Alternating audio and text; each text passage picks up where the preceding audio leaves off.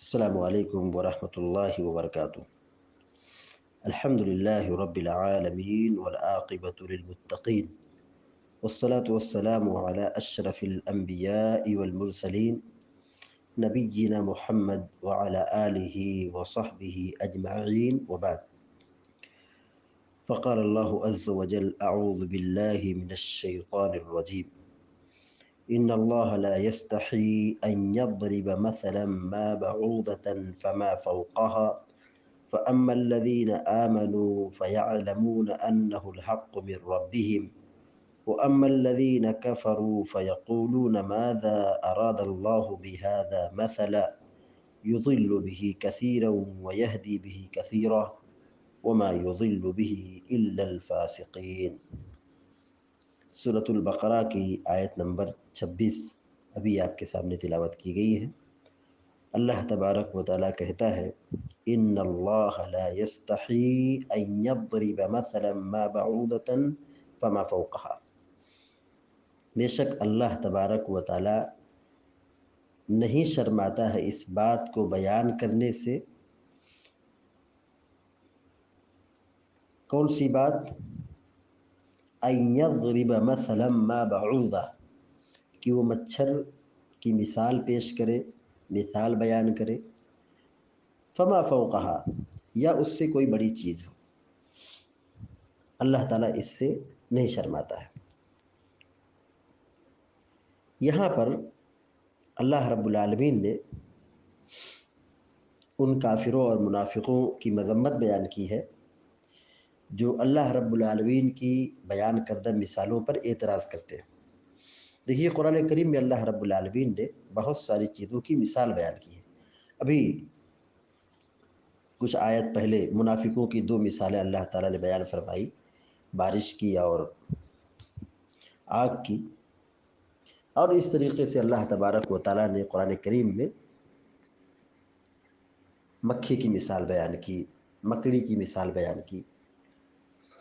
تو ان مثالوں کے بیان کرنے کا ایک بہت بڑا مقصد ہوتا ہے، ایک بہت بڑی حکمت ہوتی ہے۔ اب چونکہ کافر لوگ نہیں سمجھتے ہیں تو اب ان کو اس مثال سے الجھن ہوتی ہے۔ اللہ رب العالمین نے یہی کہا کہ اللہ رب العالمین نہیں شرماتا ہے کہ وہ مچھر کی یا اس سے بڑی کسی چیز کی مثال بیان کرے، کیونکہ اللہ تبارک و تعالیٰ نے قرآن کریم میں جو مثالیں بیان کی ہیں، جیسے مکڑی ہے یا مکھی ہے یا اور دوسری چیزیں ہیں، تو کافروں کا کہنا یہ تھا کہ ہم ان کی عبادت نہیں کرتے۔ پھر اللہ تبارک و تعالیٰ کو ان مثالوں کو بیان کرنے کی کیا ضرورت ہے؟ چونکہ وہ اللہ رب العالمین کے کلام پر اعتراض کرتے تھے، کیچڑ اچھالتے تھے۔ حقیقت میں ہر مثال کا ایک پس منظر ہوتا ہے، اس کا ایک الگ مقصد ہوتا ہے۔ اللہ رب العالمین نے مکڑی کی مثال بیان کی یا اس طرح سے مکھی کی مثال بیان کی، تو یہ ان معبودوں پر، معبودان باطلہ پر رد ہے، اور ان کفار اور مشرکین کی تردید ہے کہ جو وہ مخلوق کی عبادت کرتے ہیں اور وہ اپنے بنائے ہوئے، اپنے ہاتھوں سے بنائے ہوئے بتوں کی عبادت کرتے ہیں، جو نہ سن سکتے ہیں، دیکھ سکتے ہیں، اور نہ کچھ ان کی حاجت و ضرورت کو پوری کر سکتے ہیں۔ تو جب یہ ایک مکھی نہیں پیدا کر سکتے، کچھ نہیں کر سکتے، یہ اپنی حفاظت کے خود محتاج ہیں، تو پھر وہ تمہاری کیا بگاڑ سکتے ہیں، تمہارا کیا بنا سکتے ہیں؟ مگر چونکہ وہ ایمان کی دولت سے محروم ہے تو ان کو یہ مثالیں ہضم نہیں ہوتی ہے، تو اللہ رب العالمین نے کہا کہ اللہ رب العالمین نہیں شرماتا ہے کہ وہ مثال بیان کرے مچھر کی یا اس سے کسی دوسری بڑی چیز کی، کیونکہ بات حق ہے، اسے بیان کرنے میں اللہ رب العالمین کو شرم نہیں آتی ہے، اور نہ ہی کسی دوسرے کو بھی اس میں شرم محسوس کرنا چاہیے۔ دیکھیے، حضرت سلیم رضی اللہ تعالی عنہ مشہور صحابیہ ہے، اللہ کے نبی صلی اللہ علیہ وسلم کے پاس تشریف لائی، کیا کہا؟ ان اللہ لا یستحی من الحق، اللہ تبارک و تعالی حق بات بیان کرنے سے نہیں شرماتا ہے۔ اور پھر انہوں نے کچھ اپنے مخصوص مسائل دریافت کیے، کچھ اپنے بارے میں۔ ایک عورت ہے، عورت کو اپنی کیا ضرورت ہوتی ہے، اس کے مخصوص مسائل ہوتے ہیں، احتلام کے متعلق انہوں نے سوال کیا، پھر اللہ کے نبی صلی اللہ علیہ وسلم نے ان کے سوال کا جواب دیا۔ تو اب دین کا علم سیکھنا ضروری ہے، اور خواتین کو بھی فرض ہے کہ وہ اپنے دین کے مسائل کو سیکھیں، اور اپنے جو روزمرہ کے مسائل ہیں، ان کے مخصوص مسائل ہیں، اس کے بارے میں علم حاصل کریں، ان پر بھی ضروری ہے، فرض ہے۔ تو حضرت ام سلیم رضی اللہ تعالی عنہا نے اسی چیز کو بنیاد بنایا، ان اللہ لا یستحی من الحق، کہ اللہ تعالیٰ حق بات سے نہیں شرماتا ہے، تو میں حق بات کو پوچھنے اور سیکھنے میں کیوں شرماؤں؟ انہوں نے اللہ کے نبی صلی اللہ علیہ وسلم سے دریافت کیا، سوال کیا، اور آپ نے تفصیل سے اس کا جواب بھی دیا۔ تو حق بات کو، دین کی بات کو یا شریعت کی بات کو سیکھنے سمجھنے میں کبھی شرم محسوس نہیں کرنا چاہیے، اور نہ اس کو حق بات کو بیان کرنے میں شرم محسوس کرنا چاہیے۔ اللہ تبارک و تعالیٰ بھی نہیں شرماتا ہے کہ وہ مثال بیان کرے مچھر کی، فما فوقہا، یا اس سے اوپر یا اس سے بڑی کوئی چیز ہو۔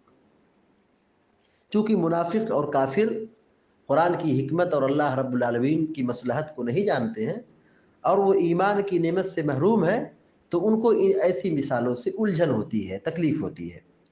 فَأَمَّا الَّذِينَ آمَنُوا فَيَعْلَمُونَ أَنَّهُ الْحَقُّ مِنْ رَبِّهِمْ، اللہ تبارک و تعالیٰ کہتا ہے کہ جو لوگ ایمان لائے، یعنی جو مومن ہیں، جن کے پاس ایمان کی دولت ہے، فَيَعْلَمُونَ، تو وہ اچھی طرح جانتے ہیں کہ أَنَّهُ الْحَقُّ مِنْ رَبِّهِمْ، أَنَّهُ الْحَقُّ مِنْ رَبِّهِمْ، کہ یہ بلا شبہ ان کے رب کی طرف سے ہے۔ یعنی اللہ تبارک و تعالیٰ نے جو مثال بیان کی ہے، جو سمجھا رہا ہے، اس کا ایک مطلب ہے، اس میں ایک نصیحت ہے، اس میں ایک درس ہے، اس میں ایک تعلیم ہے، تو وہ جانتے ہیں، اس لیے وہ ایمان رکھتے ہیں، اس کو تسلیم کرتے ہیں، وہ کہتے ہیں کہ یہ حق ہے، یہ سچ ہے، اس کو تسلیم کرنا پڑے گا، اس کو ماننا پڑے گا، اس میں نصیحت ہے، اس میں تعلیم ہے۔ وَأَمَّا الَّذِينَ كَفَرُوا فَيَقُولُونَ مَاذَا أَرَادَ اللَّهُ بِهَذَا مَثَلًا، لیکن جو لوگ کافر ہیں، جن لوگوں نے کفر اختیار کیا ہے، یا جو ایمان نہیں لائے، اللہ اور اس کے رسول کو نہیں مانتے ہیں، تو وہ فیقولون، تو لوگ کہتے ہیں ماذا اراد اللہ بہذا مثلا، اللہ تبارک و تعالیٰ نے ان مثالوں کو بیان کرنے کا کیا ارادہ کیا ہے، یعنی اللہ تعالیٰ نے ان مثالوں کو کیوں بیان کیا ہے، کیا ضرورت پڑی کہ ایسی ایسی مثال بیان کریں؟ یعنی کافر حیران ہو کر اعتراض کرتے ہیں کہ اس طرح کی مثال اپنے کلام میں بیان کرنے کی کیا ضرورت ہے؟ تو کافر کیا جانیں گے کس چیز کی ضرورت ایک انسان کو ہے، اور اس کو کس چیز کی ضرورت ہے، کافر کیا جانے؟ تو اس لیے وہ جہالت میں، لا علمی میں، اس طریقے سے وہ قرآن کریم اور اللہ رب العالمین کے کلام میں نکتہ چینی کرتے تھے۔ فَيَقُولُونَ مَاذَا أَرَادَ اللَّهُ بِهَذَا مَثَلًا، اللہ کا کیا ارادہ اس مثال کو بیان کر کے؟ کہیں مکھی کی مثال، کہیں بارش کی مثال، کہیں اس طریقے سے مکڑی کی مثال، یا کہیں مچھر کی مثال، اس طرح مثال بیان کر کے اللہ تعالیٰ کیا چاہتا ہے؟ يُضِلُّ بِهِ كَثِيرًا وَيَهْدِي بِهِ كَثِيرًا، اللہ تبارک و تعالیٰ بہتوں کو اس سے ہدایت دیتا ہے، اور بہتوں کو اس سے گمراہ کر دیتا ہے۔ يُضِلُّ بِهِ، گمراہ کرتا ہے، اللہ تبارک و تعالیٰ گمراہ کرتا ہے اس سے کثیراً، بہتوں کو، وَيَهْدِي بِهِ كَثِيرًا، اور بہتوں کو اللہ تبارک و تعالیٰ اسی سے ہدایت دیتا ہے۔ یعنی جو قرآن سے لگاؤ رکھتے ہیں، اللہ پر ایمان رکھتے ہیں، قرآن کو گہرائی سے پڑھتے ہیں، سمجھتے ہیں، تدبر کرتے ہیں، وہ ہدایت، ان کو ہدایت ملتی ہے۔ اور جو قرآن میں اس طریقے سے نقطہ چینی کرتے ہیں، عیب جوئی بیان کرتے ہیں، اور اس طریقے سے کہتے ہیں کہ اللہ کو کیا ضرورت تھی، اللہ نے کیا ارادہ کیا، کیا چاہا ہے، اس طرح کی مثال بیان کرنے سے، تو وہ لوگ گمراہ ہیں۔ تو ایسے اور وہ لوگ گمراہ ہوتے ہیں۔ وَمَا يُضِلُّ بِهِ إِلَّا الْفَاسِقِينَ، اللہ تبارک و تعالیٰ کہتا ہے، اور نہیں گمراہ کرتا اس سے مگر فاسقوں ہی کو۔ فاسق کسے کہتے ہیں؟ فاسق جو اللہ تبارک و تعالیٰ کی اطاعت سے بالکل نکل چکا ہو، جو اللہ تعالیٰ کے رسولوں سے بغض رکھتا ہو، نفرت رکھتا ہو، عناد رکھتا ہو، اور گناہ اس کی صفت بن چکی ہو، اور وہ گناہ ہی میں رہتا ہے۔ تو اللہ تبارک و تعالیٰ کی حکمت کا یہ تقاضا ہوا کہ ان کو گمراہی مبتلا کریں، اور ہدایت کی توفیق سے ان کو محروم کریں، کیونکہ یہ خود گناہوں کی دنیا میں ڈوبے ہوئے ہیں، تو ظاہر ہے کہ ہدایت کی توفیق، نیک عمل کی توفیق، صحیح توفیق کس کو ملے گی؟